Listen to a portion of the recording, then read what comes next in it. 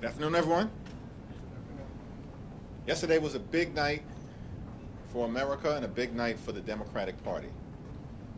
As candidates across the country, up and down the ballot, decisively defeated MAGA Republicans in an extraordinary rejection of the extremism that the American people have been experiencing since day one of Donald Trump's presidency, and an embrace of the Democratic vision to make life better for everyday Americans.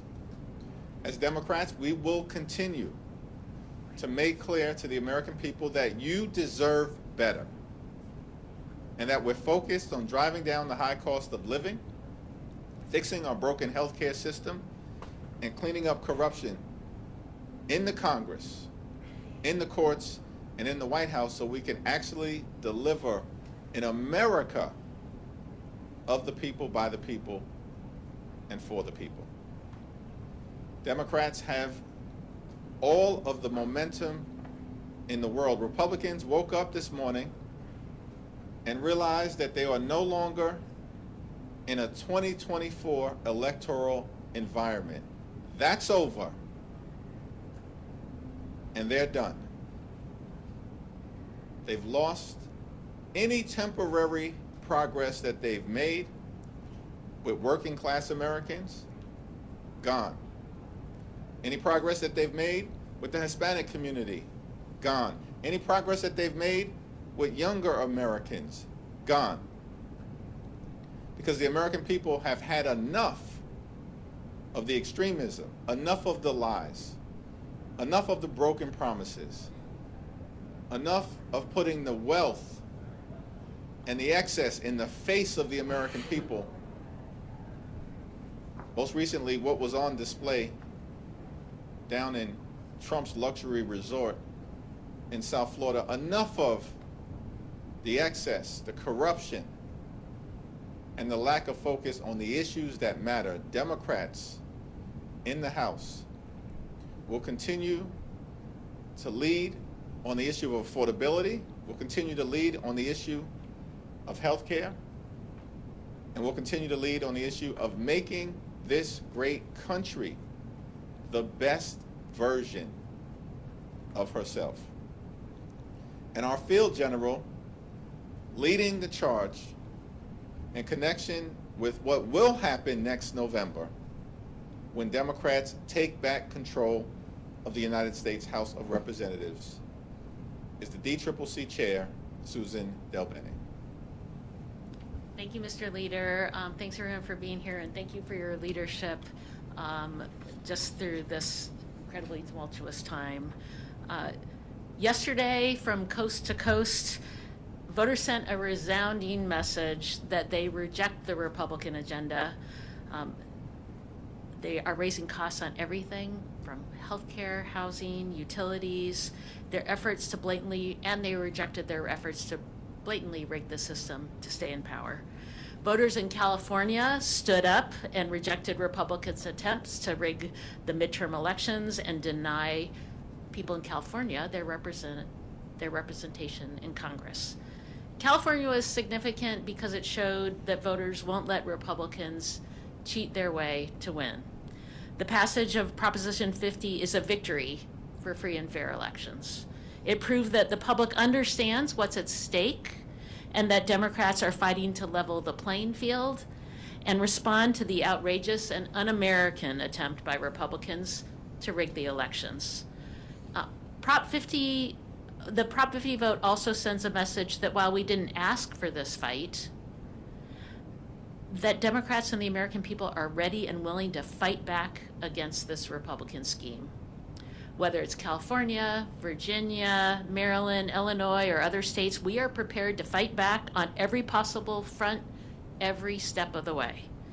Last night's results also affirmed what we've been building here at the DCCC all year is the right recipe to win in 2026.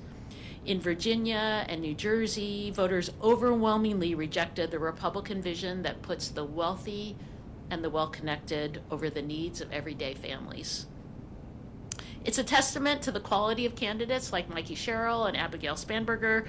our colleagues and now soon-to-be governors. They're both former red to blue candidates. They're former House frontline members that flipped their seats in 2018. For the midterms, we're recruiting the same types of candidates. House Democrats are running incredible patriots all over the country who are raising their hands to serve their communities. They come from different backgrounds, different walks of life, but they are all united in their shared singular passion to fight for their communities, to make a difference, to work to lower costs and to improve the lives of working families. And they are ready to work hard. We cannot take anything for granted, and our candidates are out there working hard for every vote. Meanwhile, Republicans are only focused on how they can bend the knee to Donald Trump and rubber stamp his disastrous policies. Now, I say a lot, and I will say it again because it's true. Our great candidates are the difference. They are the ones who make the difference in our mission to take back the majority. Great candidates actually take the time to listen to their communities. If Republicans were actually listening to their communities, they'd know that people are hurting, they are struggling, all because of the reckless Republican agenda and their harmful policies. House Republicans are wrecking our economy, and people are struggling day to day. They are personally feeling how bad the economy has gotten under the Republican trifecta. Groceries, utility bills, housing, healthcare, childcare, everything is getting more expensive because of House Republicans. Trump and House Republicans promised on day one to lower costs, and they've broken that promise over and over and over again. It's going to cost them the House majority. All year we've been saying that Republicans are running scared, and last night showed us why. By every metric possible, we are seeing the American public sour on Republicans' disastrous record of broken promises. And it's why voters are going to reject them in the midterms. House Democrats have the better message. We have stronger candidates, more resources, and as we saw last night, a favorable political environment. The American people are with us. And that's a big, big reason why we're going to take back the majority in 2026. Thank you, and I'll open it up for questions. Mariana. The line between the success we saw in Virginia and New Jersey and also Mamdani in New York is obviously the message of affordability is one that House Democrats have been working about throughout the year. We know that's going to be number one plank on whatever agenda you will have, but what other lessons, what other issues stood out to you all last night that will also be part of this House Democratic agenda to bring back the majority? Well, it is the number one issue, and it was the number one issue in 2024 as well. And one big reason why we overperformed in the House, picking up seats on the Democratic side, was because we had candidates talking about economic issues, talking about those pocketbook issues on the ground. And it absolutely continues to be the top issue. Like I said, housing, healthcare, childcare, energy costs, groceries, all going up because of Republican policies. And people see that, they feel that. You saw people cast their vote knowing what's happening right now. We have candidates across the country who are talking about that. So that is having great candidates talking about the issues that matter, working hard, and actually listening to people is a huge reason why we win. Affordability is definitively the decisive issue, as we saw last night, and our candidates now, governors-elect or mayors-elect, are on their way to serving the communities that they sought to represent, because they leaned in aggressively on driving down the high cost of living and addressing the affordability crisis that we have throughout America. In an environment where Donald Trump promised to lower costs on day one, but costs haven't gone down, costs are going up. Trump tariffs are making life more expensive for the American people by thousands of dollars per year, and the American people know it. Housing costs are up, child care costs are up, grocery costs are up, electricity bills are through the roof, and now throughout this 36-day Trump Republican shutdown, the American people know that for tens of millions of folks, their healthcare premiums, copays, and deductibles are about to skyrocket at levels that will make accessing a doctor unaffordable for them because of the Republican refusal to extend the Affordable Care Act tax credits. And so we're in an environment where Democrats are going to continue to lean in on lowering the high cost of living because America's too expensive right now, and continue to make clear that Republicans haven't done a damn thing to make their life more affordable. And in fact, they've done the opposite, which is to make life more expensive for working class Americans, middle class Americans, and everyday Americans. At the same time, what is also interesting is that you saw decisive Democratic victories in other parts of the country that clearly also signal the national environment that we're in. Sweeping the state Supreme Court races in Pennsylvania, a battleground state that Donald Trump just won last year. Winning down ballot statewide races in Georgia for the first time in 20 years. That's an indication of the environment and a rejection by everyday Americans of the extremism that Republicans have unleashed on the American people. And thanks to great leadership from Governor Newsom, who's done a phenomenal job leading the Prop 50 effort side by side with the congressional delegation led by Zoe Lofgren, Pete Aguilar, and Speaker Emerita Nancy Pelosi, side by side with our partners in organized labor, side by side with the California legislative leaders. It was an all-hands-on-deck effort to get Prop 50 over the finish line decisively. But Prop 50 didn't involve an individual name on the ballot. It was an idea that we have to stop Trump from stealing the midterm elections and give the American people the ability to decide who should actually represent them in the Congress after the 2026 midterms. Thank you, Chair. Following up on Prop 50, Republicans, they filed a lawsuit this morning in an attempt to block California's new house maps. What's your reaction to the lawsuit? Does that pose any concerns to the effort to, as the leader has said, to offset some of the attempts that Republicans have made to gain with Democratic seats through First, I'd say it's interesting that Donald Trump goes to the Republicans in Texas and says, give me 5 seats, and Republicans say, yes, sir, and they think that's okay. The people of California, who got to have a vote and a voice, Republicans don't think that's okay. I think that says everything about where Republicans stand. It's a frivolous lawsuit. Everything that was done in California was done consistent with the Constitution at the state level, with the United States Constitution, and with Section 2 of the Voting Rights Act. Compare that to Texas, where everything was done to undermine the Voting Rights Act and violate the Constitution, because the 5 districts that were targeted by Donald Trump and Texas Republicans were all represented by African American or Latino members. All 5 that they want to wipe out as part of their effort to rig the midterm elections. And we expect that there will be a decision sometime soon from a 3-judge panel in Texas that might conclude that what was done by Texas Republicans was unlawful. And that's very different, as Susan pointed out, than what the people decided in California to make sure that they had a fair map that we would be determined by them as individuals, citizens of California, and not Donald Trump and his MAGA extremists. You mentioned that for Democrats, the number one issue is affordability and public locations.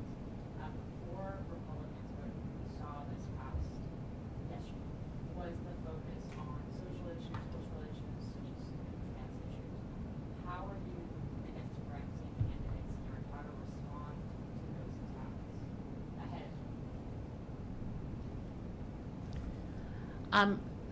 Candidates talking to people on the ground, talking the issues that matter, taking issues head on.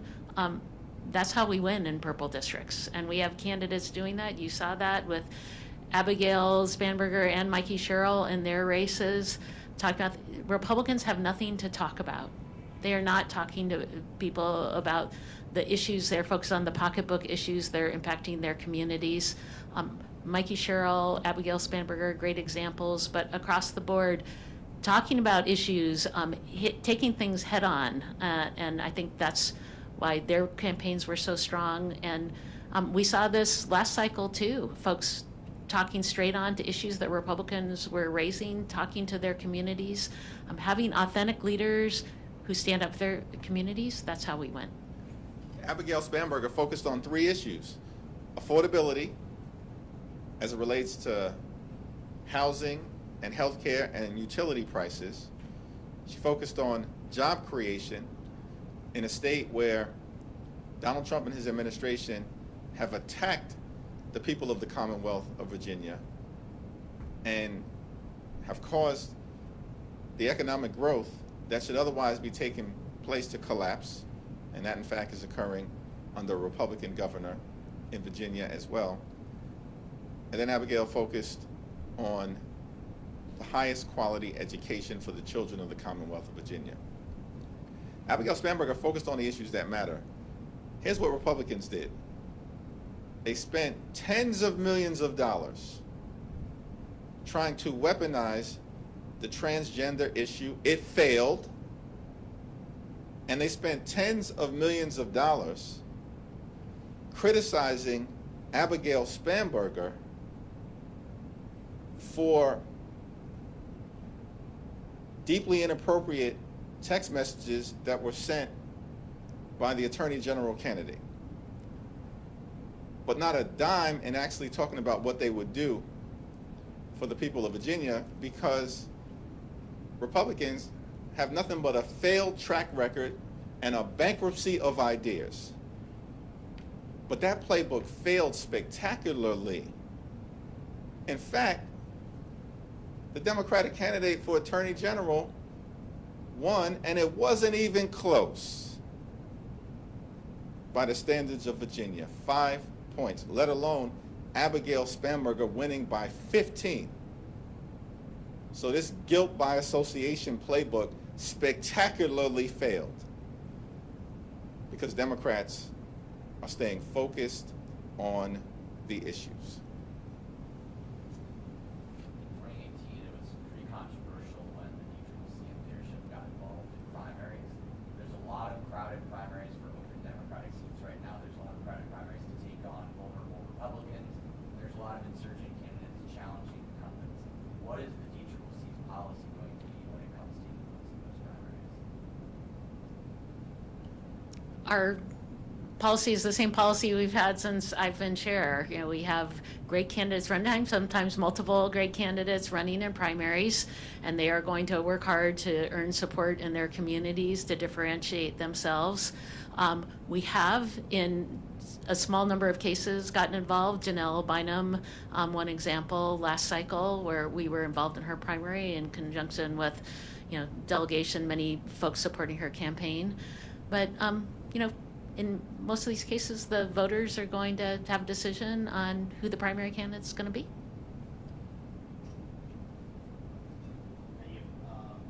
Senator Sanders just followed on that question a short time ago. You know, was asked about particularly primaries. He said, of course, there's a division within the Democratic primary. You know, how do you guys think about some of these competitive primaries when it comes to, you know, trying to put forward a unified message going ahead? Well, the D-CCC focuses on swing seats, defending our frontline incumbents, all of whom are on their way to winning re-election, and flipping red seats blue. And the D-CCC has never gotten involved in primary dynamics that involve safe Democratic seats, and that policy has not changed. Thank you. you. Earlier today, President Trump said the shutdown had probably hurt Republicans in elections, especially in Virginia. I'm wondering if that gives you any encouragement that this could kind of bring Republicans to the table for negotiations to end the shutdown. The responsible thing to do, and this has been the case since October 1st, is for Donald Trump, Mike Johnson, and John Thune to sit down with Democrats on Capitol Hill who represent half the country so we can reopen the government, enact a bipartisan spending agreement that actually makes life better for the American people, including as it relates to driving down the high cost of living because America is too expensive, and decisively addresses the Republican health care crisis that is crushing people all across America. Working class America, small town America, rural America, urban America, the heartland of America, and black and brown communities throughout America. Republican policies are crushing people, particularly as it relates to the cost of living and health care, and the American people are rejecting that extremism, and we saw it on full display from coast to coast and everywhere in between last night. To follow up on that. Last question. To follow up on that, what message do last night's election results send to Senate Democrats going into last night? Some of them were starting to talk about caucus compromises, things like that. So what message does kind of the overwhelming support for Democrats last night and focus on healthcare send out? Well, we've said from the very beginning that we will consider anything in good faith that emerges from the Senate that is bipartisan nature, that reopens the government, that decisively addresses the Republican health care crisis, particularly as it relates to extending the Affordable Care Act tax credits, and that actually involves a spending bill that makes life better for the American people, not worse, which is why we have continued to maintain, and Senate Democrats have shown great leadership, led by Chuck Schumer, that we will not support a partisan Republican spending bill that continues to gut the health care of the American people. That was our position in September, that's been our position throughout October, and it remains our position in November. Thank you. Do you want to say anything?